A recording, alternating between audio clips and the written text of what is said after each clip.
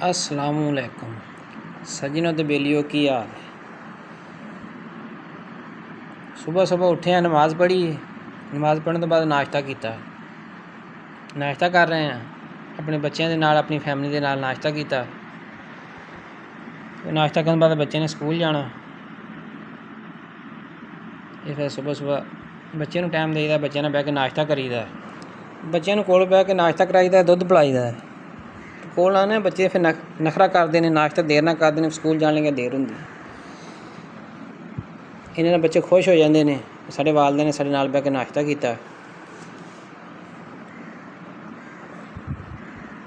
अब मेरा प्यारा सा बेटा है,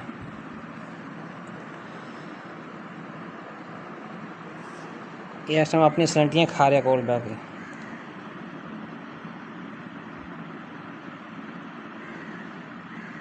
बच्चे पीने वास्ते दुध दिता,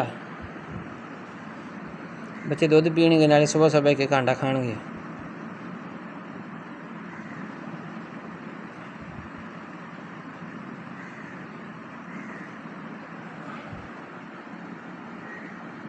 बच्चे सुबह सुबह करारी चीज़ां पसंद करते हैं, निमको, सलंटियाँ, बिस्कुट खान तो ठीक है, ये सलंटियाँ ते पापड़ खाते ना, ये सुबह सुबह नुकसान देंदे ने, क्योंकि छोटा बच्चा जिद करता है, लैके देनियां पैंदियां, मजबूरी है, वालदैन जी होए। यह मेरी दो बेटियां, एक ग्रेड 3 पढ़ती है, एक 7 पढ़ती है। माशाल्लाह दोनों हर साल फस्ट आउंदियां, पढ़ाई च बहुत शैल है। बच्चों नाश्ता कराने तो बाद फिर असीं गए हैं सब्ज़ी लैण वास्ते, क्योंकि अगर सुबह सुबह सब्ज़ी लियादी है तो फिर घर आह्लें पकाउण वास्ते आसानी रहिंदी है। बच्चों के स्कूल आउण तो पहलां उन्होंने नाश्ता करके जाते हैं, तो उन्होंने फिर रोटी तलब हुंदी है ना, रोटी आण के दोपहर नूं खांदे ने बच्चे। सुबह सुबह तो बस हल्का फुल्का नाश्ता करके स्कूल चले जाते हैं। इस वास्ते सुबह सुबह सब्ज़ी लिया के देई दी है। इस टाइम असीं सब्ज़ी वाली दुकान ते मौजूद हाँ, तो घर वास्ते कुछ सब्ज़ी खरीदांगे। सब्ज़ी खरीदण तो बाद बच्चे नाल गए असीं अड्डे ते, उहदी टिंड करवाउणी सी।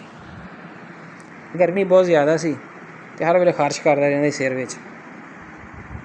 मैं सोचा गर्मियां दा एंड होया, बच्चे दी टिंड करा देनी चाहिदी है। बच्चा छोटा स्कूल तो जांदा नहीं है, गर्मियां दे विच इहदे वाल आ जाणगे।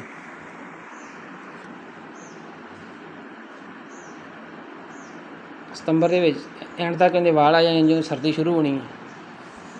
नाले बच्चे दे सिर च मालिश मुलिश करदा तेल दी। टिंड करवाउणी चाहिदी बच्चों नूं, इहदे नाल इक ते वाल संघने हुंदे ने, दूसरा बच्चे की सेहत भी ठीक रहिंदी है।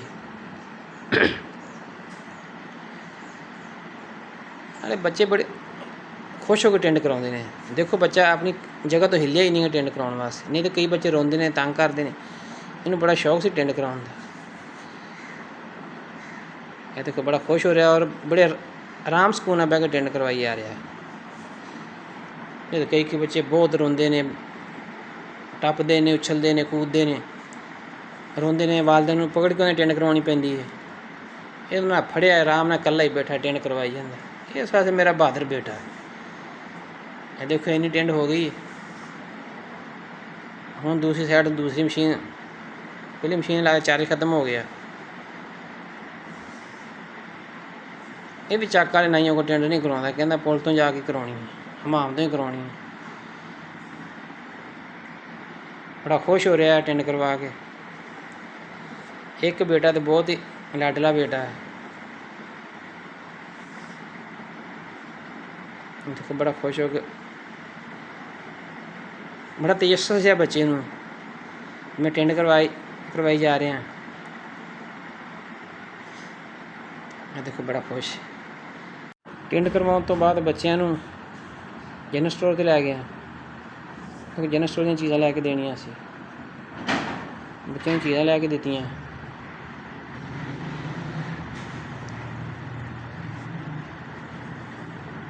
यह देखो अलहमदुलिल्लाह बहुत बड़ा जनरल स्टोर पर मारते, वो चीज़ां लैके दित्तियां बच्चों नूं। फिर छुट्टियां होंदियां, हर बच्चे कोई ना कोई चीज़ की डिमांड करता है, फरमाइश करता है। मेरा छोटा बेटा नाल गया सी माशाअल्लाह, उन्हें फिर जी फरमाइश करनी पूरी करनी।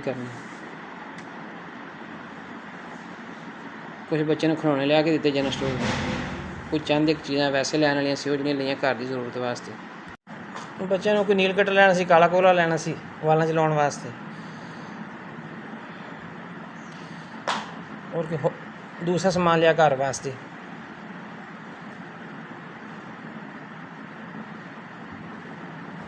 कोई जरूरत जिंदगी की हर चीज़ फिर पुर मुराद तो मिल जाती है, लियानी पैंदी है। दुकानदार वैसे वाकफ घर है, और दुकानदार पैसे देने तो बाद असीं अपनी चीज़ां रिसीव कीतियां।